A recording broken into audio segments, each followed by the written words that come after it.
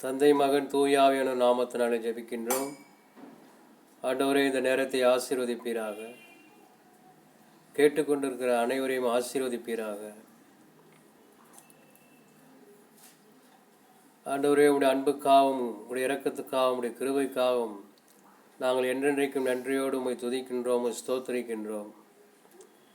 ஆண்டவரே, நீர் எப்பொழுதும் எங்களை நினைத்திருக்கின்றீர், அதற்காக உங்களுக்கு நன்றி செலுத்துகின்றோம். நீர் இம்மானுவேலாக இருக்கின்றீர், நீ எங்களோடு கூட இருக்கின்றீர்.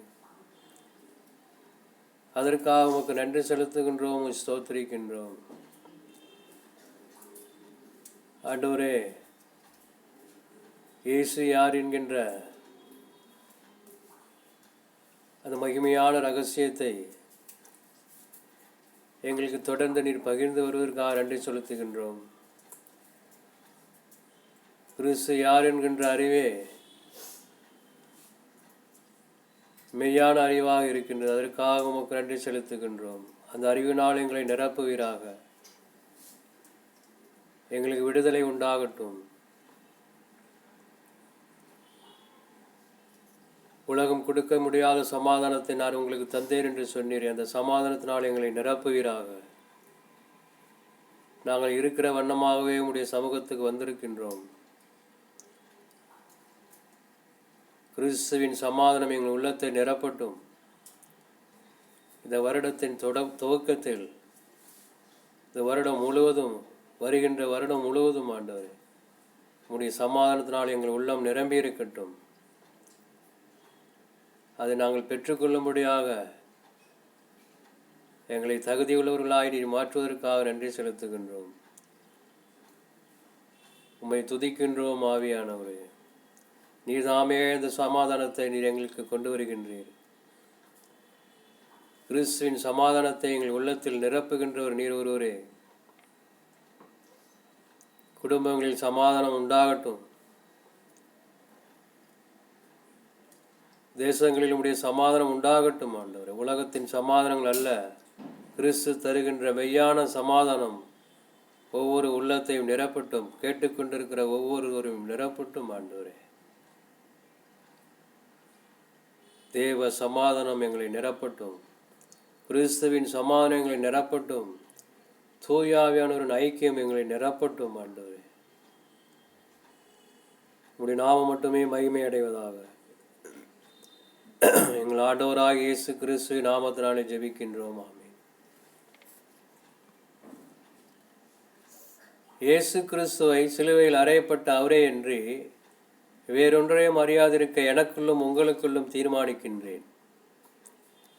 நமது நோக்கம் வெற்றி பெறுவதல்ல, மாறாக வெற்றி பெறும் வரை முன்னேறி செல்வதாக இருக்க வேண்டும். இயேசு யார்? பாகம் 16. யோவான் அதிகாரம் 14 வசனம் 27. சமாதானத்தை உங்களுக்கு வைத்து போகின்றேன், என்னுடைய சமாதானத்தையே உங்களுக்கு கொடுக்கின்றேன். உலகம் கொடுக்கிற பிரகாரமாக நான் உங்களுக்கு கொடுக்கிறதில்லை. உங்கள் இருதயம் கலங்காமலும் பயப்படாமலும் இருப்பதாக. யோவான் அதிகாரம் 14 வசனம் 27. சமாதானத்தை உங்களுக்கு வைத்து போகின்றேன், என்னுடைய சமாதானத்தையே உங்களுக்கு கொடுக்கின்றேன். உலகம் கொடுக்கிற பிரகாரமாக நான் உங்களுக்கு கொடுக்கிறதில்லை. உங்கள் இருதயம் கலங்காமலும் பயப்படாமலும் இருப்பதாக. மனித வரலாறு தீர்ப்பு நிறைந்தது.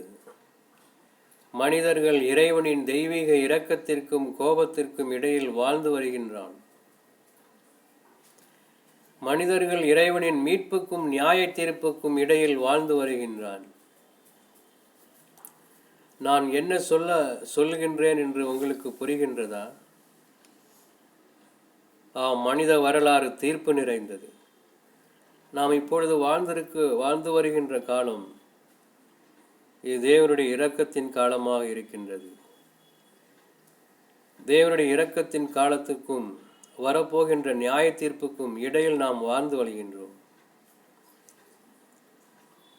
கடந்த வாரம் கிறிஸ்து பிறப்பின் காலம் உலகம் முழுவதும் கொண்டாடப்பட்டது.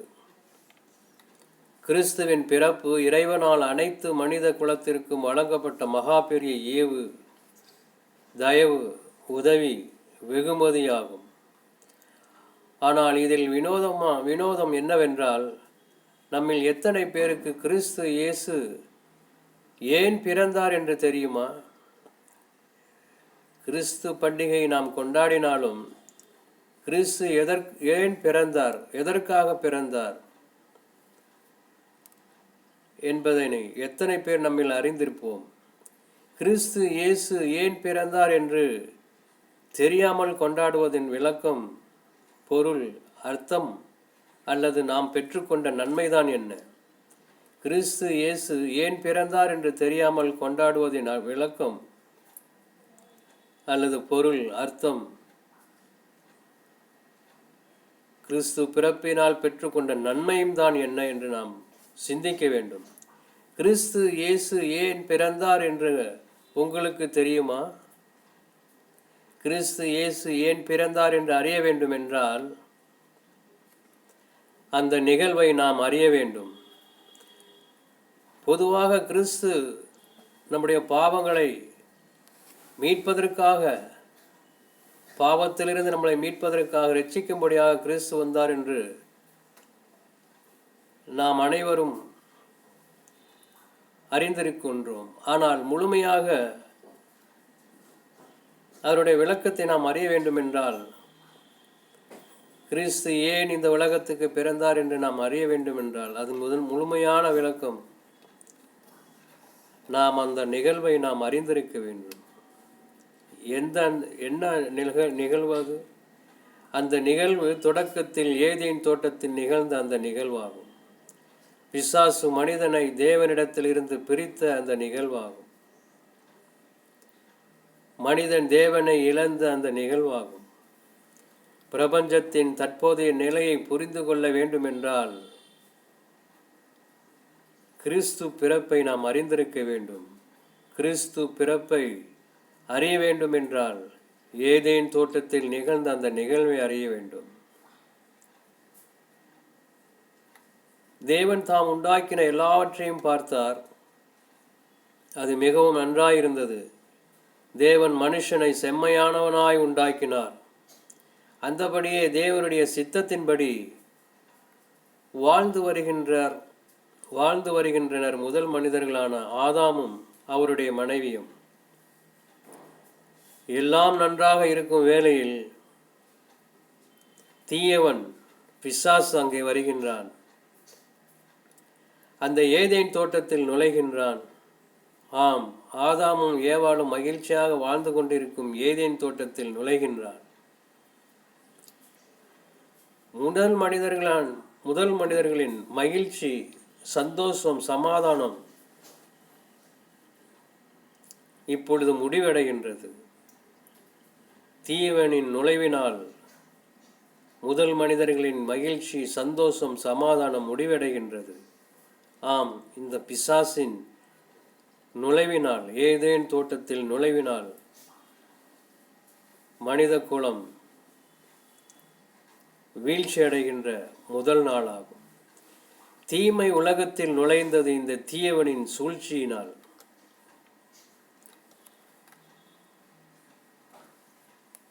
யார் இந்த தீயவன்? எங்கிருந்து வருகின்றான்?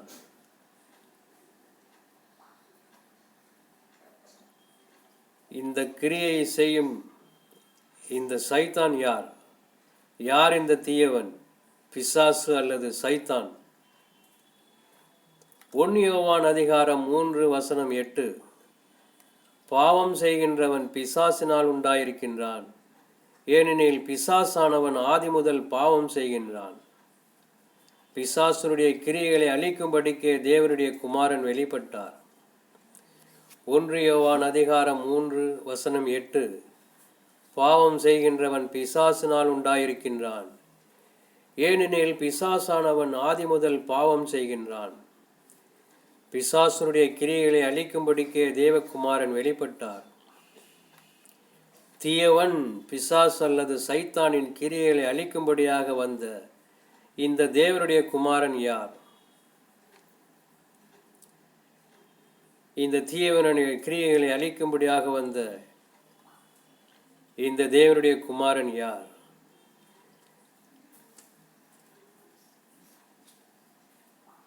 வருகின்ற பகுதியில் நான் அதை வெளிப்படுத்துகின்றேன்.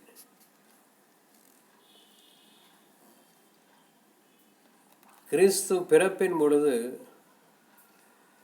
தேவன் உலக மனிதர்கள் அனைவருக்கும் கொடுத்த முதல் செய்தி, நீங்கள் பயப்படாதீர்கள் என்று சொன்னார். கிறிஸ்து பிறந்தவுடன் முதல் செய்தி, ஒரு நற்செய்தி உலக மக்களுக்கு கொடுக்கப்பட்டது. என்ன செய்தி என்றால், தேவன் தாமே தம்முடைய ஒரே குமாரனாம் இயேசுவை இந்த உலகத்திற்கு கொடுத்து யாரும் பயப்படாதீர்கள் என்று கொடுத்த ஆறுதலின் செய்தி. அடுத்தபடியாக கிறிஸ்து சிலுவைக்கு போவதற்கு முன்பாக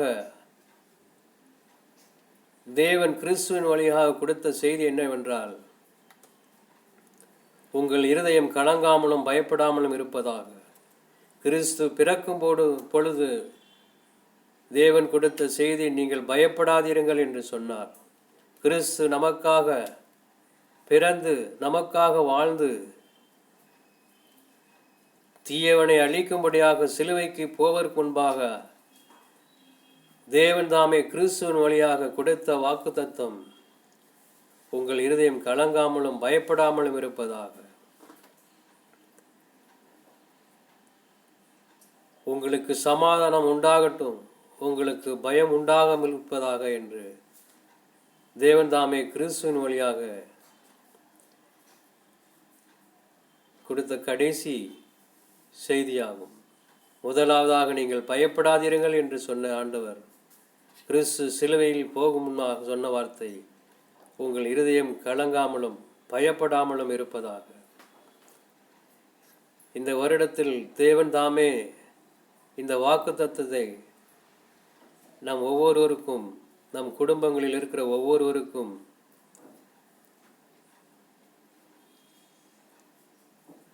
கொடுக்கின்ற செய்தி, உங்கள் இருதயம் கலங்காமலும் பயப்படாமலும் இருப்பதாக. உங்கள் இருதயம் கலங்காமலும் பயப்படாமல் இருப்பதாக என்று தேவனுடைய செய்தியாக நாம் எடுத்துக்கொள்வோம். ஒவ்வொரு நேரமும் ஒவ்வொரு காலகட்டத்திலும் இந்த ஆண்டவருடைய வார்த்தையை அப்படியாகவே நமக்கு சொந்தமாக்கிக் கொள்வோம். உங்கள் இருதயம் கலங்காமலும் பயப்படாமலும் இருப்பதாக. ஆமேன். நாம் ஜெபிப்போம். எங்களை அதிகமாக நேசிக்கின்ற எங்கள் தேவனாகிய தந்தையை, உமது ஒரே பேரான குமாரனாம் இயேசுவின் நாமத்தினாலே உம்முடைய சமூகத்துக்கு வருகின்றோம். ஆண்டவரே, எங்கள் உள்ளங்கள் எப்பொழுதெல்லாம் கலங்கி இருக்கின்றதோ, பயத்தினால் நிரம்பி இருக்கின்றதோ, சமாதானம் இல்லாமல் இருக்கின்றதோ, அப்பொழுதெல்லாம் உடைய வார்த்தைகளால் எங்கள் இருதயம் நிரப்பட்டும். ஆவியானவர் தாமே எங்கள் உள்ளத்தை நிரப்புவீராக. பயப்படாதே, இருதயம் கலங்காமல் இருக்கட்டும், சமாதானத்தினால் நிரப்புவேன் என்ற வார்த்தையை ஆவியானவர் தாமே எங்கள் வாழ்க்கையிலே ஒவ்வொரு கேட்டுக்கொண்டிருக்கிற அனைவருடைய வாழ்க்கையிலும் நிறைவேறட்டும். சமாதானத்தினால் நிரப்பட்டும் ஆண்டு. ஒவ்வொரு குடும்பங்களையும் நீர் கொடுக்கிற சமாதானத்தினால் நிரப்பப்படட்டும் ஆண்டவரே. இம்மானுவேல் என்றால் தேவன் நம்மோடு என்பது பொருளாகும். தேவன், நீர் எங்களோடு கூட இருக்கின்றீர், நாங்கள் உம்மோடு கூட இருக்கும்படியாக எங்களுக்கு ஞானத்தை தாரும், எங்களுடைய எண்ணங்களை மாற்றும். நீர் எங்களோடு கூட இருக்க பிரியப்படுகின்றீர், ஆனால் நாங்கள் உம்மோடு கூட இருப்பதை நாங்கள் பிரியப்படுகிறது இல்லை அநேக நேரங்களில். ஆண்டவரே, எங்களுடைய எண்ணங்களை மாற்றுவீராக. அப்பொழுது தேவ சமாதானம் தான் எங்களுடைய புத்தி கெட்டாத சமாதானம். நீர் எங்களோடு கூட இருக்கிறபடியினாலே இந்த சமாதானம் நிரப்பட்டும், குடும்பங்களில் நிரப்பட்டும். இந்த வருகின்ற வருடத்தில் 2024 முழுவதும் உடைய சமாதானத்தினால் எங்கள் உள்ளங்கள் நிரப்பி இருக்கட்டும். ஒவ்வொரு நாளும் நீர் எங்களோடு கூட இருப்பது போல நாங்கள் உம்மோடு கூட இருக்கும்படியாக எங்களுக்கு அந்த ஞானத்தை தருவீராக, அது உணர்வை தருவீராக, சிந்தனைகளை தெளிவடையட்டும் ஆண்டவரே. உம்முடைய சித்தம் பரலோகத்தில் செய்யப்படுவது போல பூலோகத்திலும் செய்து வருவதற்காக நன்றி செலுத்துகின்றோம். எங்களை சோதனையில் விடாதையும் தீமையிலிருந்து ரட்சியும். தீமையிலிருந்து மட்டுமல்ல, தீயவனிடத்திலிருந்து எங்களை ரட்சிப்பீராக. இந்த வருடம் முழுவதும் ஆண்டவரே, எப்பொழுதெல்லாம் நீர் எங்களோடு கூட இருக்கின்றீரோ, நாங்களும் உம்மோடு கூட இருக்கும்படியாக அந்த சமாதானத்தை எங்களுக்கு தருவீராக. அந்த மெய்யான சமாதானத்தை எங்கள் குடும்பங்கள் நிரப்பட்டும் ஆண்டவரே. அந்த சமாதானம் என்னவென்று நாங்கள் புரியும் பொருட்டு மெய்யாகவே அந்த சமாதானத்தை நாங்கள் உணர எங்களுக்கு கிருபை செய்வீராக. ஆவியானவரே, தொடர்ந்து உம்முடைய நாமம் மட்டுமே எப்பொழுதுமே மகிமை அடைவதற்காக நன்றி செலுத்துகின்றோம். ராஜ்யம், வல்லமையும், ஆட்சியும் என்றென்றும் உமக்கே உரியது. எங்கள் ஆண்டவராக இயேசு கிறிஸ்துவின் நாமத்தினாலே ஜெபிக்கின்றோம். ஆமேன்.